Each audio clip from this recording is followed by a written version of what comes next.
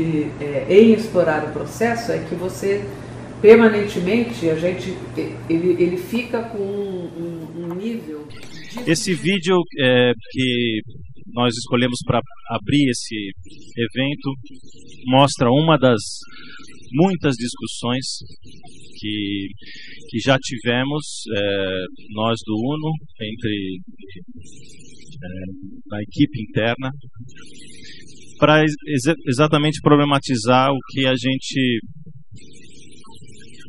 quer pensar aqui juntos nesse encontro de 2 dias, que Pablo propôs que chamássemos de um conclave, né? Porque daqui não sai, estamos trancados aqui, a chave, até que encontremos a nossa ideia transformadora, o nosso projeto transformador, a nossa recuperação de significado e de sentido para a escola que temos hoje, e não propriamente falando da escola do porvir, que é um tema que vai ficar para o encerramento, mas é muito importante que a gente discuta o que a gente vem fazendo, em que a gente tem tido sucesso, em que a gente tem tido fracasso e por quê. A partir desse vídeo, eu penso uma frase do Pablo que eu considero, de tudo que foi dito ali, um dos pontos mais graves e que merecem maior atenção da nossa parte. Ele fala da escola como uma instituição vazia de significado, vazia de sentido. A escola se esvaziou de sentido, se esvaziou de significado. Bom, isso acontece, em geral, com boa parte das instituições. Há um momento em que a instituição é concebida, é criada, é imaginada, e nesse momento da criação, cada um dos elementos que compõem essa instituição são cuidadosamente planejados, escolhidos, desenhados como parte de um projeto, né? Como parte de uma intenção, né? Uma instituição é criada com uma meta, com um propósito, com um projeto por trás. A partir desse projeto inicial,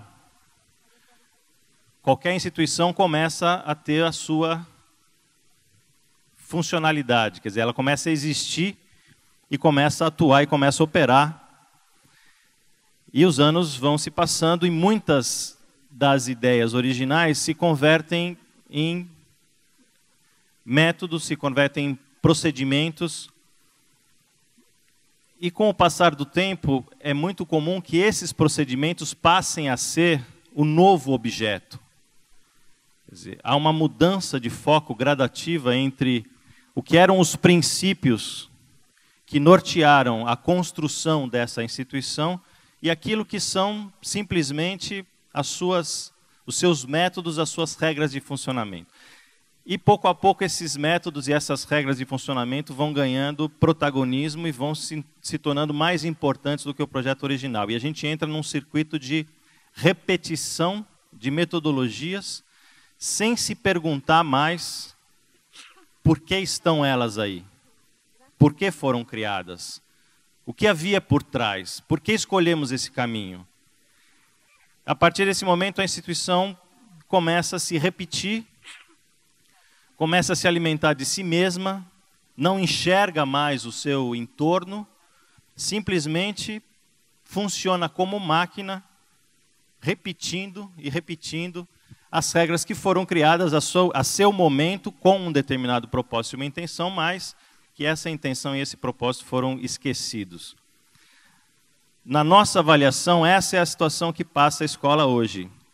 E não digo hoje, propriamente, século XXI, não é, eu acho que a coisa ficou mais aguda agora, nesse século, e com as demandas desses séculos, as demandas inclusive sociais, as demandas do mercado de trabalho, essa dissociação entre a instituição escola e o que a sociedade deseja dela se tornou mais gritante, mas ela vem de bastante tempo já.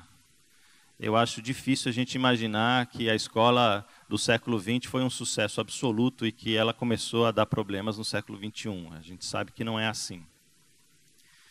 A escola vem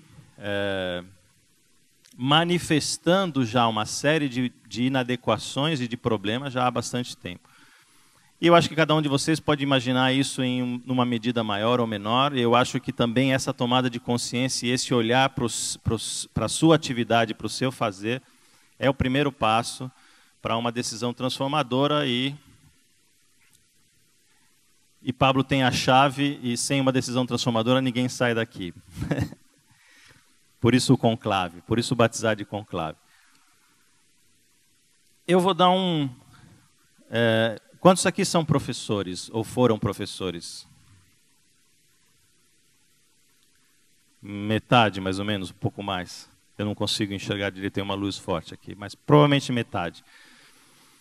Sabem como essa é uma atividade complexa, difícil, que exige uma conexão com o aluno quase que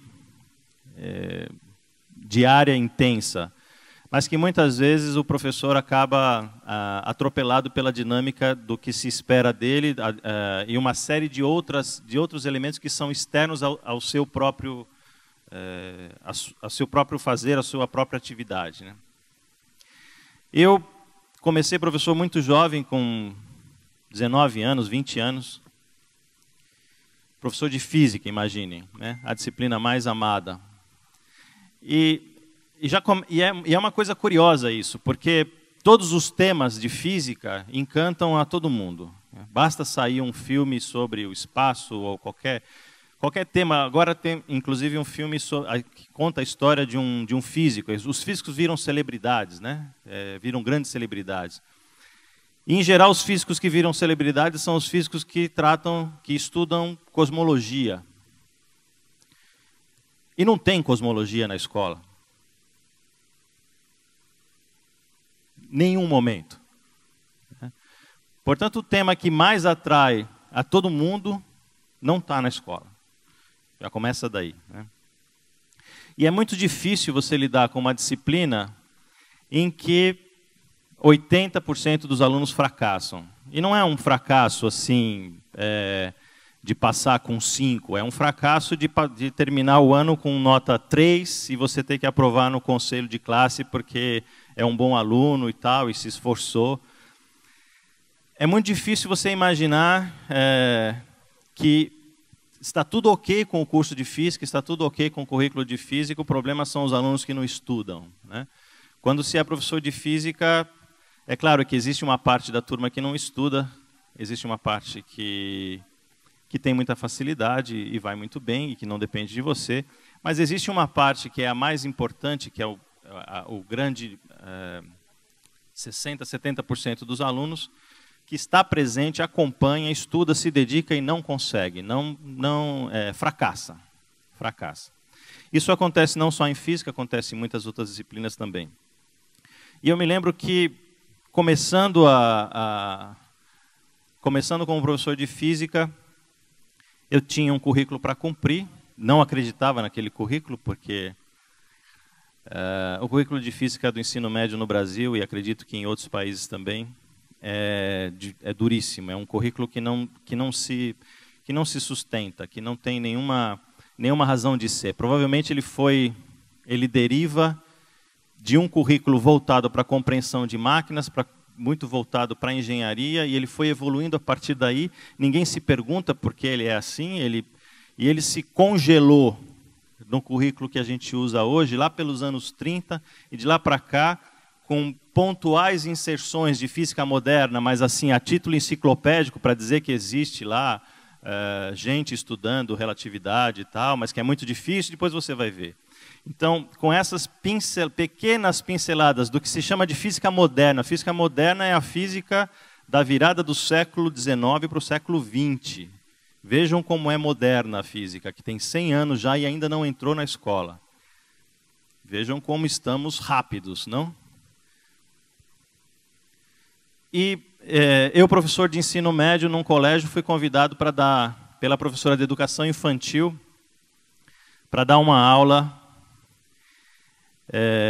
de astronomia para as crianças de 5 anos. Bom, eu imaginei uma certa dificuldade, nunca tinha trabalhado com crianças dessa idade, aceitei, achei que ia ser uma experiência diferente, fiquei muito agradecido com o convite e falei, bom, o que eu vou fazer com essas crianças? Eu vou falar sobre o sistema solar, né, na minha cabeça ali, começando a dar aula de física. E vou falar do sistema solar porque é o que está mais próximo, depois, a partir daí, eu falo de outras estrelas e dou um pouco a ideia. Vou focar em astronomia, porque eu acho que todos gostam e tal. Então, fui para essa aula, para essas crianças de 5 anos, e entrei na sala, estavam todos sentados no chão, e a professora tinha colocado eles todos assim, muito arrumados e muito quietinhos, esperando que eu começasse a minha aula de astronomia, né?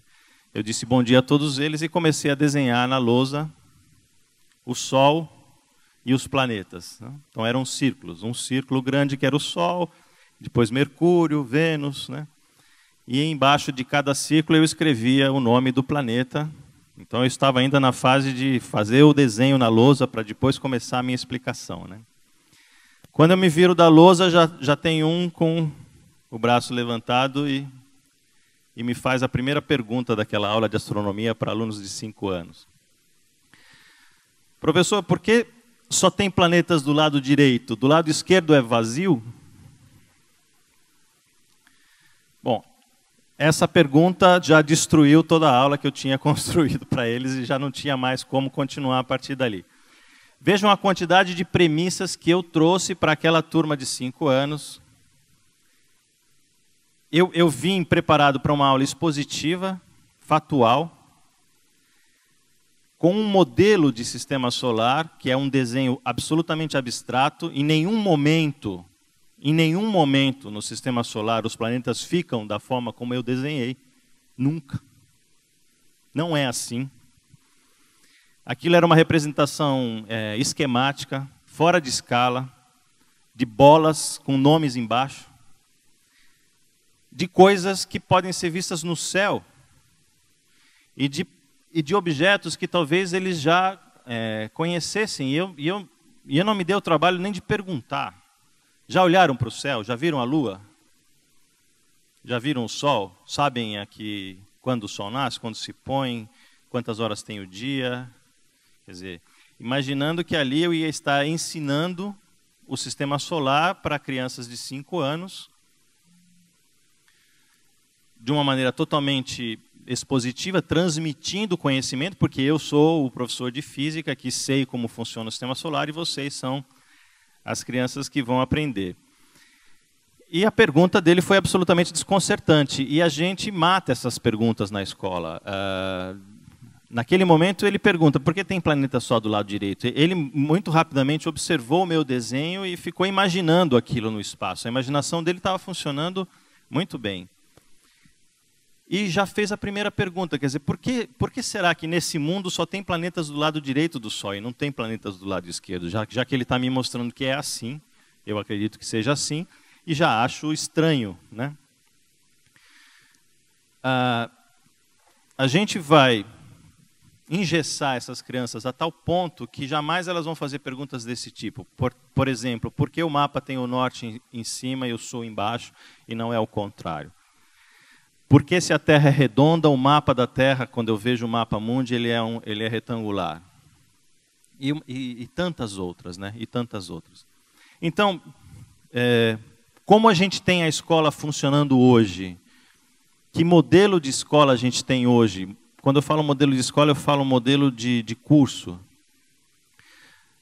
Nós temos uma carga quase que total com pequenas variações, dependendo dos centros, em aulas expositivas, em aulas em que existe o que se pode chamar de transmissão de conhecimento, imaginando que seja possível transmitir conhecimento, mas a gente acredita nesse modelo, porque, afinal de contas, continua repetindo ele. A partir dessas aulas expositivas, a gente tem uma série de atividades, que em geral são de fixação, são atividades para poder se trabalhar com esse novo conteúdo que acabou de ser aprendido. E temos avaliações para testar se o conteúdo transmitido foi, de fato, aprendido, e aí passamos a lição seguinte, e assim vai por 15 anos, né? E quando alguém cai do trem, olha, caiu porque estava distraído, ou porque não estudou o suficiente, mas o trem vai. Mesmo que ele chegue lá no último ano vazio de alunos, já caiu todo mundo pelo caminho, mas o trem vai. E por que o trem vai? Porque a gente continua repetindo e repetindo, repetindo fórmulas sem fazer a pergunta fundamental: por que está isso aqui? Eu trabalhei muitos anos como editor e me lembro da experiência mais fantástica que eu tive como editor, que foi um ano em que eu trabalhei com um editor espanhol, estudioso de educação também, uma pessoa absolutamente brilhante, e que sempre fazia uma mesma pergunta quando a gente ia mostrar o material para eles. A gente ia mostrar um capítulo do livro com orgulho, né? Olha só o que a gente conseguiu produzir, que lindo que ficou e tal. E ele sempre muito respeitoso, mas muito direto também. Ele não tinha essa... No Brasil, a gente dificilmente fala exatamente o que pensa. Eu não sei se isso é um costume também no México e na Colômbia, mas no Brasil é muito claro. A gente diz, olha, está mais ou menos, mas veja, essa parte está legal, mas... Quer dizer, e ele era muito direto, absolutamente direto, com relação ao que não funcionava, ou que funcionava mal e tal. E ele fazia sempre essa pergunta que se converteu num mantra ali no editorial, e que a gente tinha até escrito nas paredes, assim. Ele perguntava: e isso que aporta? Então você mostrava um capítulo para ele, ele apontava um box, ou uma ilustração, ou uma atividade, e perguntava: e isso que aporta? Por que está aí? Uma ilustração, por exemplo, por que está aí? Não, é uma ilustração, ela está ilustrando.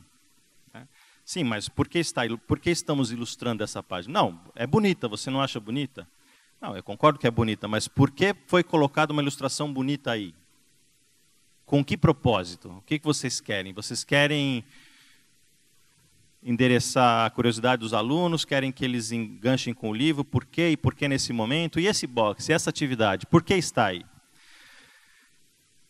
Numa linha meio socrática de ir destruindo absolutamente tudo que a gente construía no capítulo. Muitas vezes sobrava nada, 10% daquilo que a gente mostrava com grande orgulho.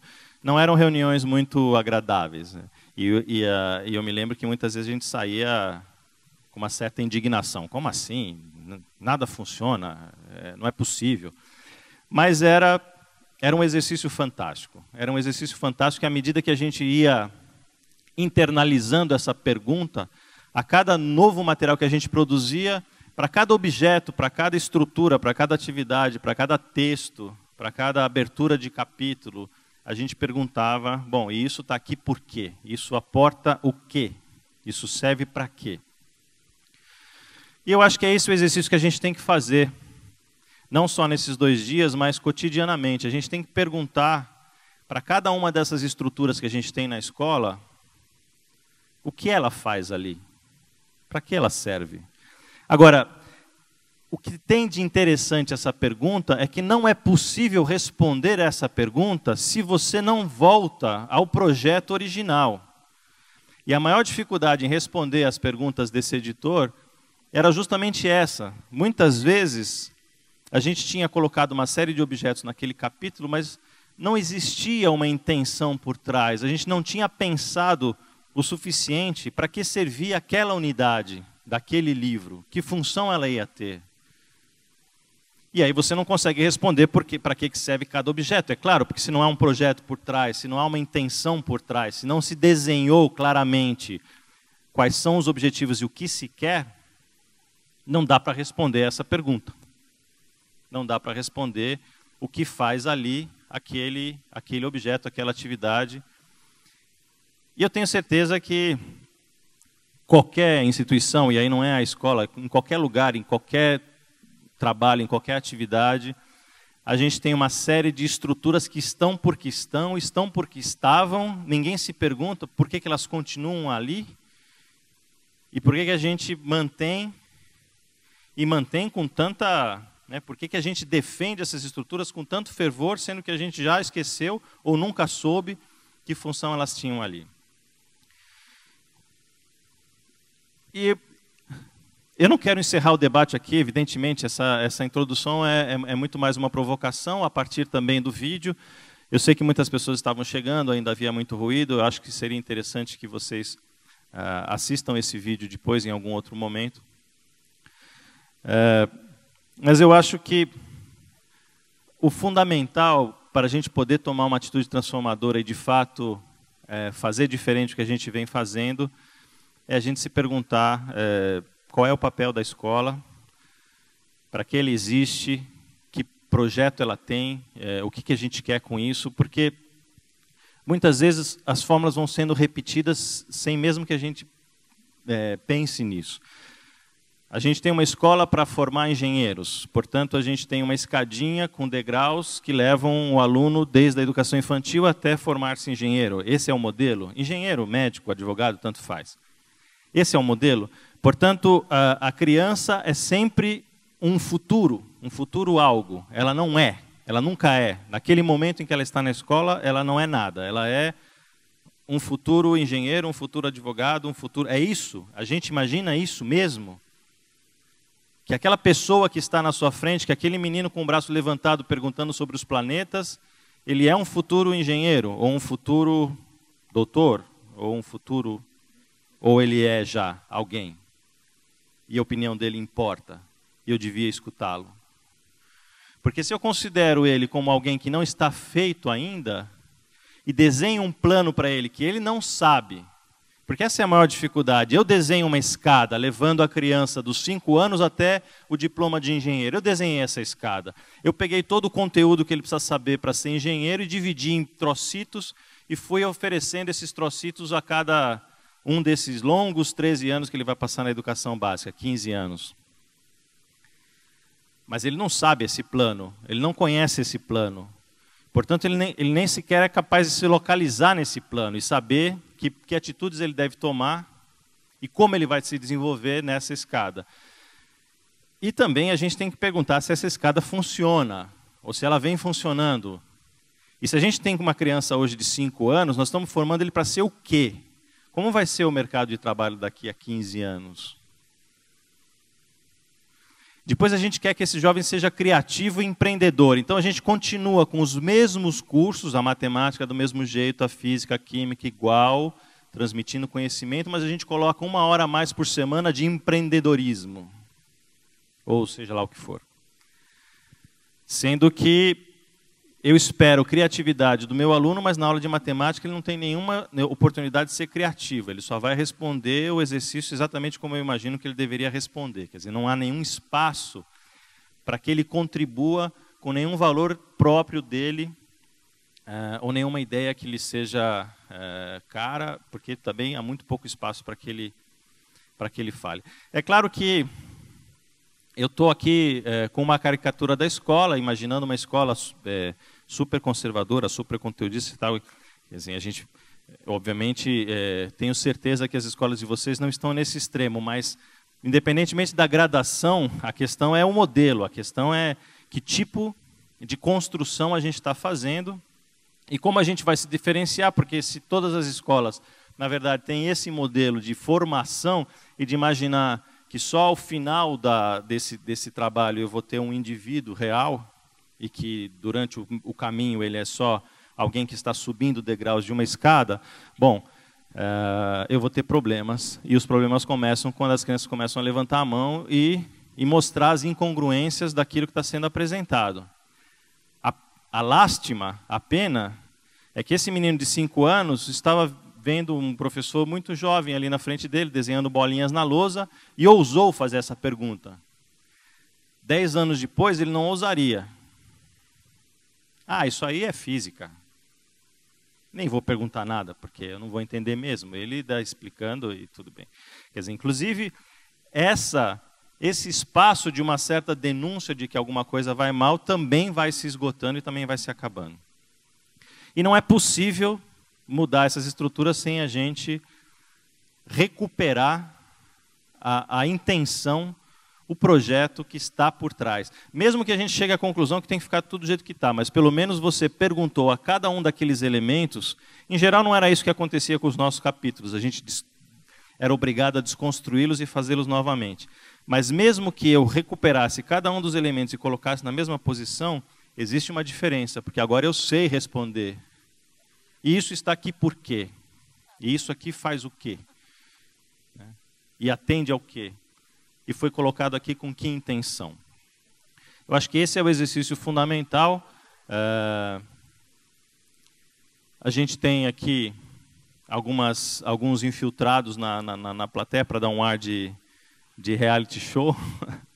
E eles vão me fazer algumas perguntas para a gente terminar de estabelecer essa dinâmica. Talvez algum ponto que eu não tenha passado ou tenha esquecido. Insisto, essa abertura é muito mais uma provocação. Todos esses temas vão voltar nos debates em que vocês vão participar. Ninguém espera que vocês concordem com tudo, mas também a gente espera que vocês não discordem de tudo. Mas o fundamental é que a resposta do caminho da escola de cada um de vocês está no que cada um de vocês vai propor para o seu projeto de escola.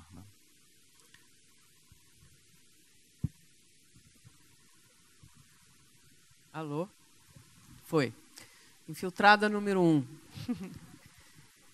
Sérgio, pensando na questão da transformação com intencionalidade, um projeto de instituição que tenha uma intencionalidade, uma subjetividade que forme a identidade da escola, pensando nesse contexto, o papel do diretor. Qual é o papel do diretor nessa ação e nessa intenção? Acho muito pertinente a pergunta, especialmente porque aqui é uma reunião de diretores, né, que somos todos responsáveis por esse projeto de escola. E é muito comum a gente ouvir que a mágica tem que acontecer na sala de aula, a mágica acontece na sala de aula, então o que a gente precisa é garantir uma condição ideal, criativa, preservar esse espaço, sacralizar esse espaço da sala de aula, porque é ali que a mágica da aprendizagem, da compreensão, da criatividade vai ocorrer. Bom, vai,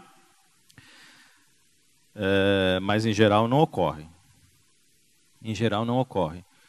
Se não houver um projeto por trás, muito claro, um projeto de escola, o que vai acontecer na sala de aula é uma repetição cotidiana do mesmo modelo, ou, quando houver experiências transformadoras, vão ser erráticas e apontando para as mais variadas direções, porque aí cada um vai tentar construir as suas modificações em relação ao seu fazer diário, digo os professores, e as próprias turmas, porque o professor conduz a turma muito entre aspas, né? Ele é muito conduzido por ela também. Eu, nos meus 15 anos como professor, eu tive turmas que levaram o curso para caminhos muito diferentes. E essa dinâmica estabelecida entre o professor e os alunos é que vai marcando.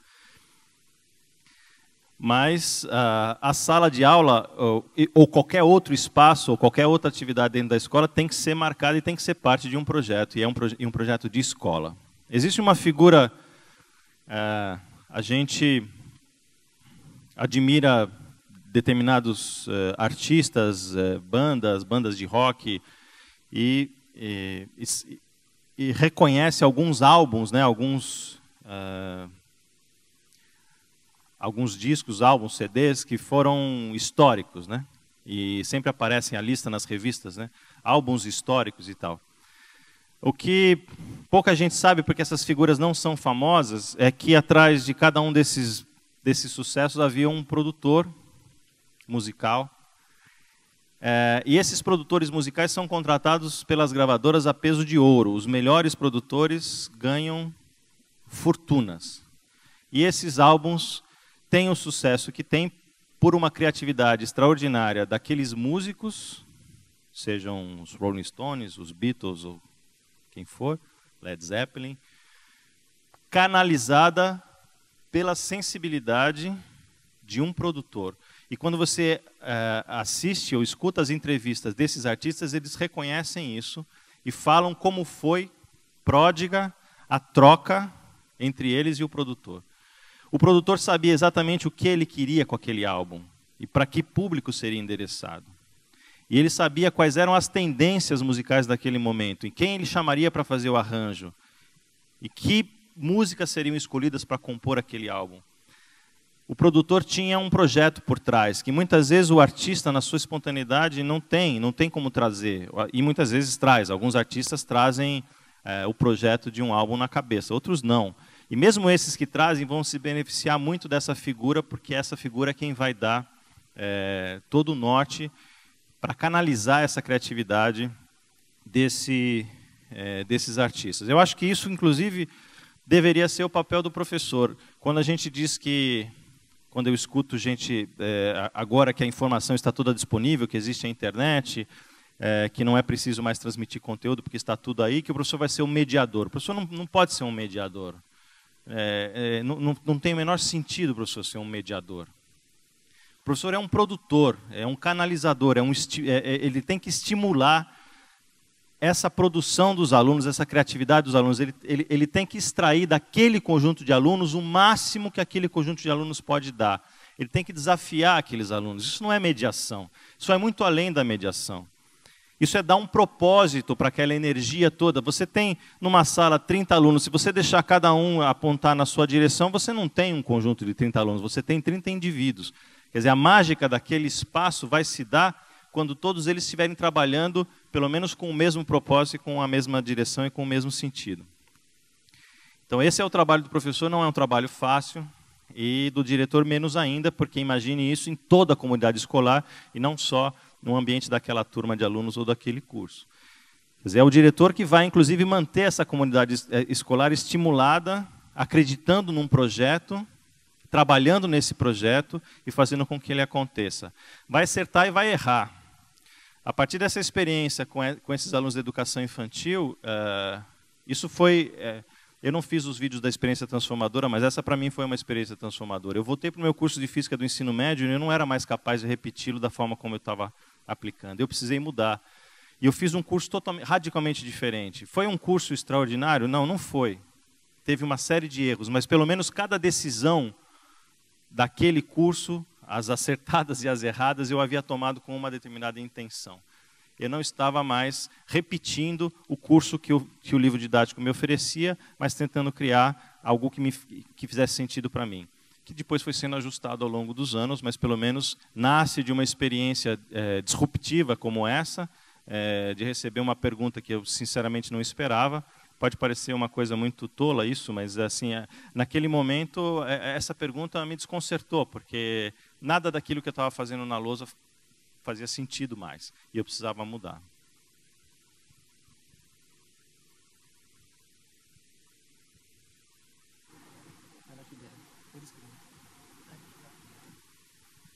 Bom, infiltrado número 2. Pegando um gancho de tudo que foi dito, né?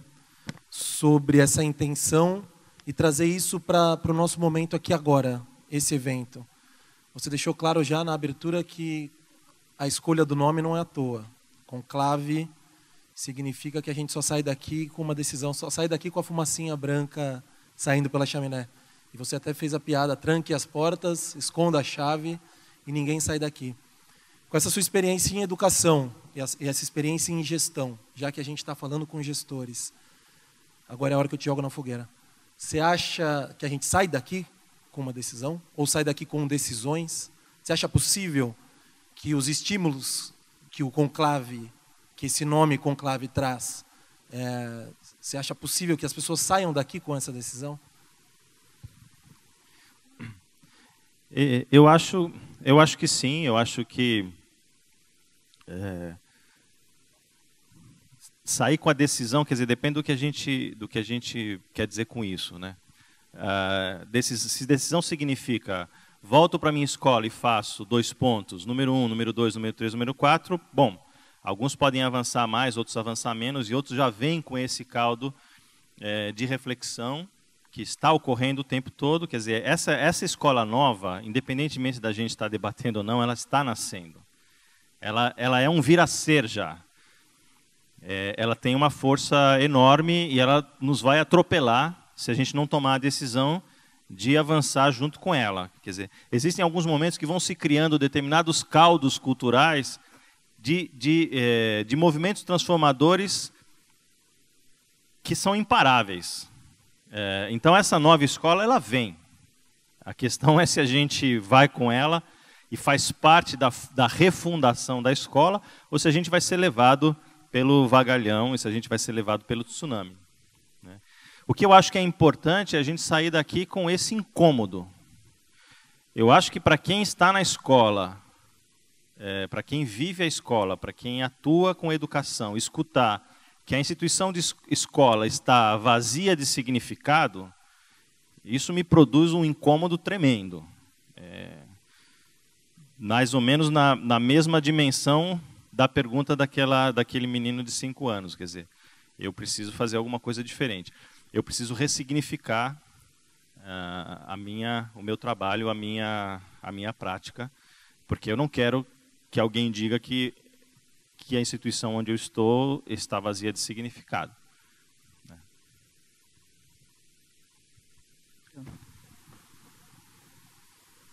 Sérgio. Selma, aqui. Selma, você falou sobre a questão do sintoma, né? Ou quando você estava na sala de aula, e que você topou preparar uma aula para alunos de 5 anos. E que o que desconcertou foi aquilo que você previamente tinha preparado, não era exatamente o que estava sendo solicitado ali de você fazer, mas foi com uma pergunta de um aluno. Mas que fez você entender aquilo como um desafio para você. Trouxe para você essa reflexão e esse sintoma, e você leu como um sintoma de que minha aula não deveria ir por esse caminho, então colaborou para que você repensasse a sua atitude de professor. Bom, topar esta leitura, que esta leitura fez com que você mudasse. Mas se você fizesse uma outra leitura de que o aluno, ele apressou uma pergunta que ele poderia, ao longo das séries que ele fosse passando, e a convivência com a disciplina, ele poderia responder. Então, essa leitura que você faria do aluno que é muito, que quer muito e que não está na hora certa, faria você ter um outro tipo de comportamento. Existem algumas situações específicas do cotidiano da escola, ou respostas avaliativas, ou não, ou de atenção, que poderia provocar reações de leituras desses sintomas com um propósito de mudança. Dentro da escola, que comportamentos são esses e que leituras que poderiam ser feitas desses comportamentos ou desses resultados que colaborassem para uma decisão de mudança a partir do voltar ao sentido, ao projeto? Acho que a gente combinou das pessoas perguntarem, mas eu não sabia as perguntas, não. E essa não é fácil. Mas é um ponto, eu acho que fundamental. Como qualquer instituição, Estado, igreja, polícia, a escola é resiliente. A escola tem uma série de mecanismos de manutenção de status quo. Uma série deles. Eu acho que ali fui beneficiado pela minha juventude. Como eu tinha 19 anos, estava indo com uma turma que não era minha, ou seja, estava fora do meu ambiente defensivo, aquilo me fez refletir e mudar, não só aquela aula, porque aí eu esqueci tudo que eu tinha preparado e passei a interagir com aquela turma de alunos, nem me lembro exatamente o que eu fiz, porque o que ficou na minha memória foram esses 5 minutos iniciais em que a coisa toda se desconstruiu. Mas talvez a minha juventude tenha me dado o benefício da dúvida de não tratar aquela questão como inconveniente, fora de hora, não me pergunte, que é o normal, que é o que a escola faz. E não por mal, são as suas estruturas de manutenção. Quem foi mal é porque não estudou, essa pergunta é inconveniente. Quando um aluno levanta a mão e pergunta para que serve o seu curso, Isso acontece muito com física. Acontece um pouco menos com outras disciplinas. Acontece com matemática, mas acontece menos com aquelas com que eles conseguem se identificar mais facilmente. Mas com física é o tempo todo. Para que eu tenho que aprender isso? E aí você diz, ora, menino, cale a boca e estude, né? Ou qualquer tipo de variação. Pode ser uma coisa menos antipática, mas são variações sobre o mesmo tema. Você precisa, porque e tal, a universidade vai pedir. É tudo mentira, a gente sabe disso, mas a gente finge que não é, né? Na verdade, a gente não sabe responder essa pergunta. E a gente tem que saber. Por que ele tem que aprender física? E eu sou físico. Eu tenho que ser capaz de dizer isso a um aluno do ensino médio. Por que eu acho que ele tem que aprender física? E que física eu acho que ele tem que aprender? E como? A coisa é tão crítica que quando você pergunta no Brasil, imagino que seja assim nos outros países, você pergunta às universidades, por que no exame de ingresso vocês pedem esses conteúdos? E eles dizem, porque são os conteúdos ensinados no ensino médio. Então eu quero testar quais são os melhores alunos, eu peço esses conteúdos. E você vai no ensino médio e pergunta, por que são ensinados esses conteúdos? Porque são os pedidos pela universidade.